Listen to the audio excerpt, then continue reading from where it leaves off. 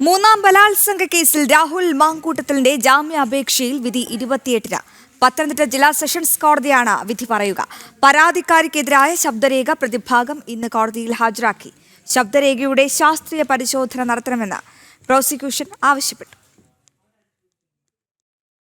മൂന്നാം ബലാത്സംഗ കേസിൽ രാഹുൽ മാങ്കൂട്ടത്തിൽ ജയിലിൽ തുടരും. ജാമ്യാപേക്ഷയിൽ വിധി പറയുന്നത് 28-ലേക്ക് മാറ്റി. പത്തനംതിട്ട ജില്ലാ സെഷൻസ് കോടതിയാണ് ഹർജി പരിഗണിക്കുന്നത്. കേസിൽ പരാതിക്കാരിക്കെതിരായ ശബ്ദരേഖ ഇന്ന് പ്രതിഭാഗം കോടതിയിൽ സമർപ്പിച്ചു. ശബ്ദരേഖയുടെ ശാസ്ത്രീയ പരിശോധന വേണമെന്ന് പ്രോസിക്യൂഷൻ ആവശ്യപ്പെട്ടു. ഇതോടെയാണ് വിധി 28-ലേക്ക് മാറ്റാൻ കോടതി തീരുമാനിച്ചത്. ബലാത്സംഗമല്ല, ഉഭയസമ്മതപ്രകാരമുള്ള ബന്ധമാണ് പരാതിക്കാരിയുമായി ഉണ്ടായിരുന്നതെന്നും സംഭവം നടന്ന് 2 വർഷങ്ങൾക്ക് ശേഷം ഉയർന്ന പരാതിക്ക് പിന്നിൽ ആസൂത്രിത നീക്കമെന്നുമായിരുന്നു പ്രതിഭാഗത്തിന്റെ വാദം. അതേസമയം രാഹുലിനെതിരെ തെളിവുകൾ നിരത്തിയായിരുന്നു ജില്ലാ സെഷൻസ് കോടതിയിൽ പ്രോസിക്യൂഷൻ വാദിച്ചത്. ജാമ്യഹർജിയെ ശക്തമായി എതിർത്ത പ്രോസിക്യൂഷൻ ക്രൂരപീഡനമാണ് പരാതിക്കാരി നേരിട്ടതെന്നും കോടതിയെ ധരിപ്പിച്ചു. രാഹുൽ പ്രതിയായ സമാന സ്വഭാവമുള്ള മറ്റ് 2 കേസുകളുടെ കാര്യവും ചൂണ്ടിക്കാട്ടി. കഴിഞ്ഞ തിങ്കളാഴ്ചയാണ് ജില്ലാ കോടതിയിൽ രാഹുൽ ജാമ്യഹർജി നൽകിയത്.